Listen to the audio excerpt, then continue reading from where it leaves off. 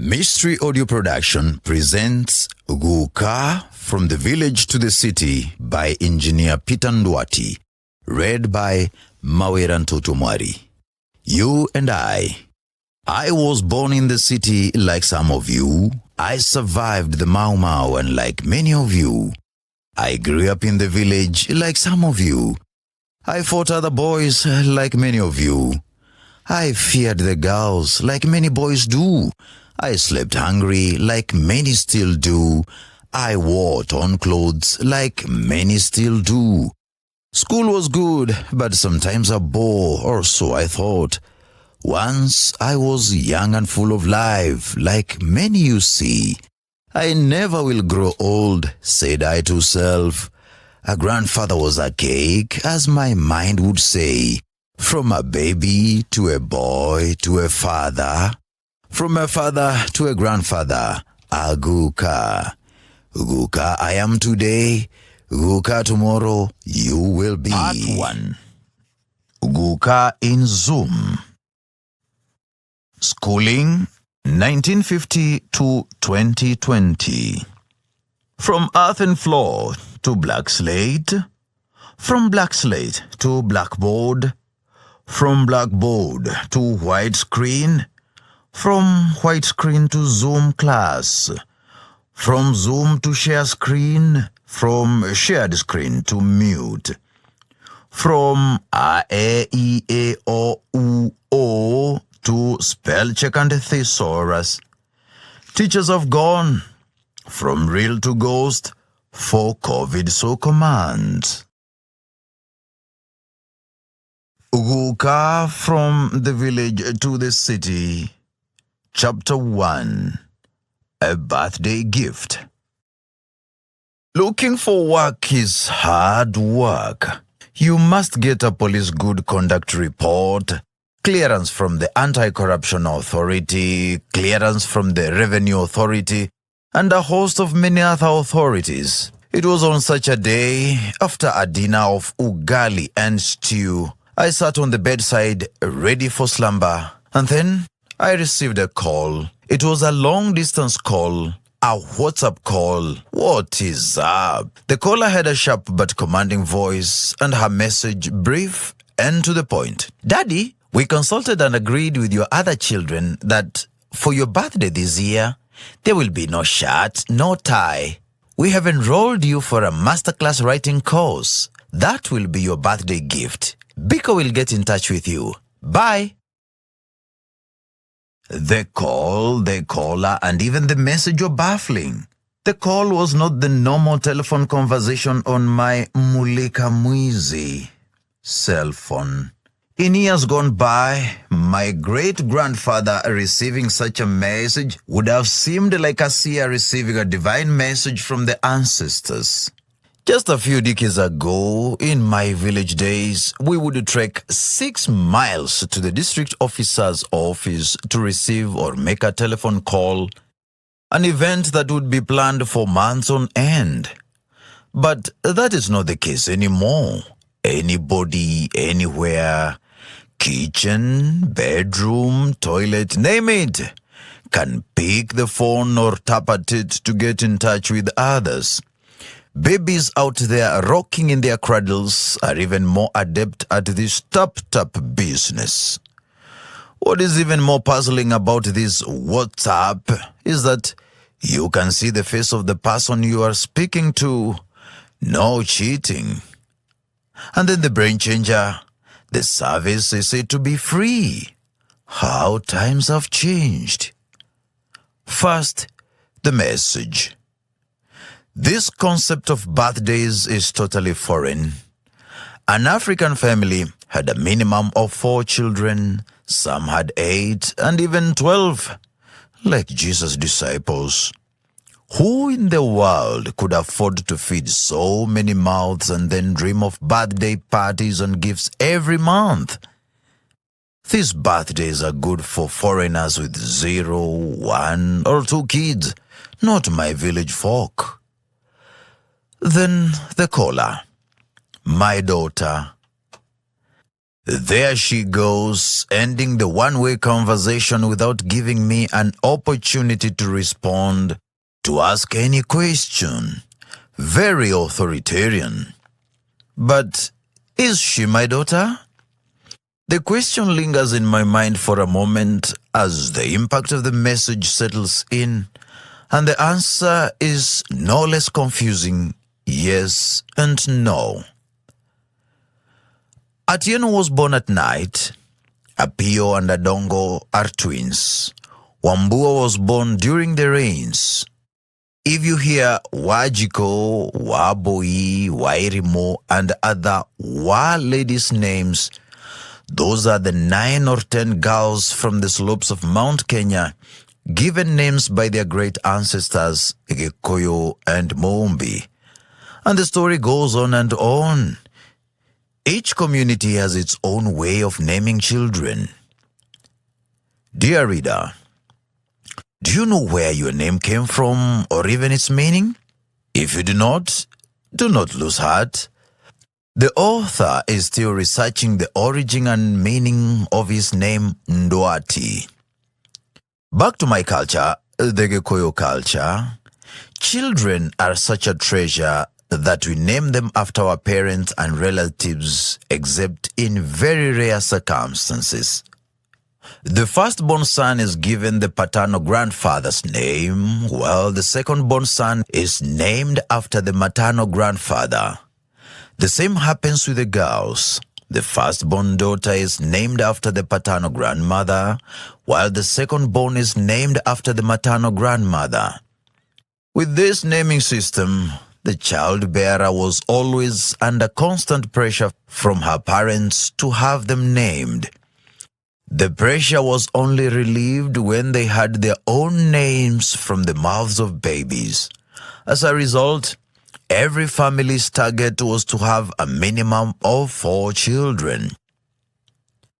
In this naming system, it is also possible to call a child by the pseudonym Mom or Dad, depending on the gender of the person she or he is named after. As the babies grow, the parents inadvertently spoil them further. Mom, please don't do that. Or, Daddy, please eat your food. Little do parents realize that the little fellas can see and hear. They watch and listen as their mothers older and push siblings around. They witness minders receive military-like commands all day. They see when their poor fathers are sneered at. And apart from seeing, they internalize their mother's behavior. Slowly but surely, their little minds entertain the thought, soon I too will be boss. My mother, Jerry Wamau, is long gone, having rested at age 98. Now, without my knowledge, my baby girl who carries her name is turning 21 and has morphed and transformed from a baby and assumed the authority of my real mom. She now makes decisions for me without consulting even with her own mother. But maybe I should not grumble too much. These things happen. The story is told of the little boy Josiah who became king when he was only 8 years old, and he went on to become one of the best kings of Judah. We have heard of Princess Elizabeth I, who became Queen of England at age 25 way back in 1558, despite having been persecuted and imprisoned by her own cousin, Bloody Mary, earlier. With those facts in mind, I must reconcile with fate. My new mom has now decided the masterclass writing course is good for me, paid for with her pennies and cents, and not just that, I must attend the masterclass nipende nisipende, whether I like it or not. The so-called birthday gift was due on 4th March, a day of joy and pain. On March 4, 2013, Kenya held its first election on a new constitution. It appears Mom was not happy with those elections and she peacefully passed away that very night. As fate had it, a whole 60 years earlier, that day in 1953, I was born in Land Mothorwa, the only African estate in Nairobi those days. So, March 4 is a day we celebrate and mourn at the same time. In the same way, the news of masterclass writing course as a gift is both a celebration and a cause to shed tears. The scheduled course is to be taught by one Biko, according to her mail. But who is this Biko? I would expect a writing course to be taught by renowned writers like Malcolm Gladwell, Ngugi Thiong'o, or someone from the New York Times. But Biko? I've never heard of him. On reflection, this name turns out to be not so new after all. On rewinding to the 1980s, the name Steve Biko comes to mind. He was a South African anti-apartheid activist who was tethered to a police truck for hundreds of miles, only to die in a police cell. The act was so inhuman, it raised international outcry.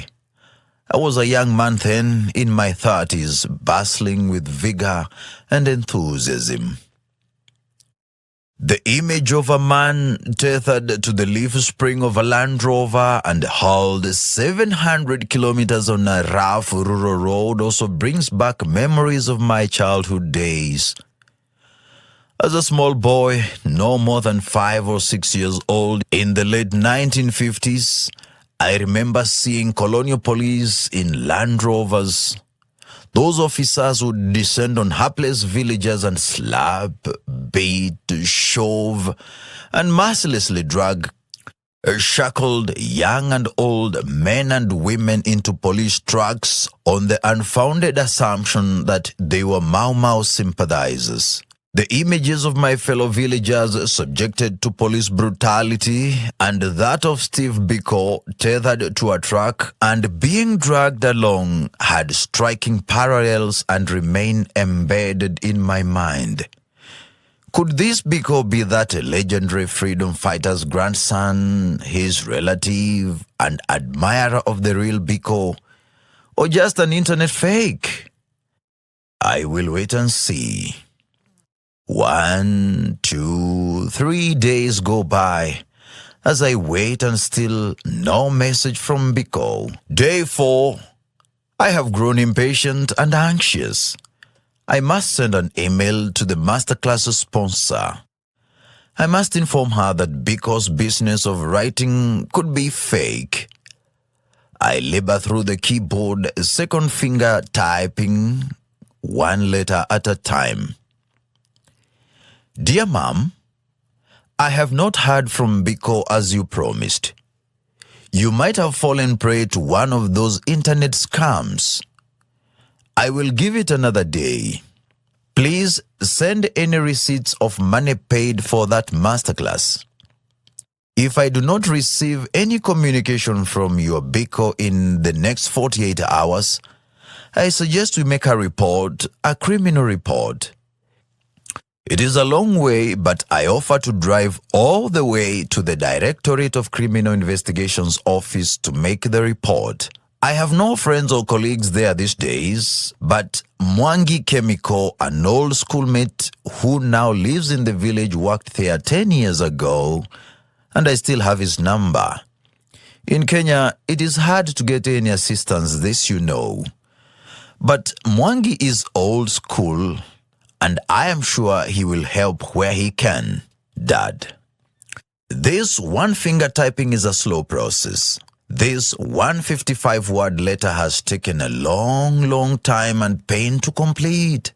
Then I look at the screen and, scanning the beautiful message, mutter to myself while nodding with self-assurance. A very good letter in flawless Queen's English. Good grammar. Your daughter will be proud of you. I had emails should be spell-checked for whatever reason, but conclude father-daughter communication does not need any spell check. It is just fine. I adore writing, just like that black striped suit which I never wear for fear of making it dirty. I read the letter again and again. After maybe 10 rereads, very pleased with the message, I start looking for the send button. But just as I am about to click the icon, a message pops up on the screen. Jackson Biko is inviting you to a scheduled Zoom meeting. This is shocking. Alas, this Biko is for real after all. I leave the email in the draft folder just in case. Then I rise up to take a short break before coming back to continue reading the message. Classes commence on Monday. You are retired, yes? The last time you attended class was at the university more than 40 years ago. And now you are scheduled to go back to that dreaded regimentation. Frightening it is, but man, I have been through more harrowing experiences, perhaps the most terrifying one being the COVID-19 pandemic. Just prepare yourself mentally, encouraged by the lyrics of the hymn, "Why worry when you can pray? Why worry when you can pray?" Then I pray that my Father in heaven will give me the courage and the peace of mind to join the class. The prayer works and I relax, having resolved to join the class. I must attend it. This 67-year-old will go back to school. That is the much-anticipated birthday gift. Like Agatha Christie, I have fallen into the trap set by the 21-year-old. GööKA 2021. End of chapter 1, a birthday gift. The next chapter, Outlier Student.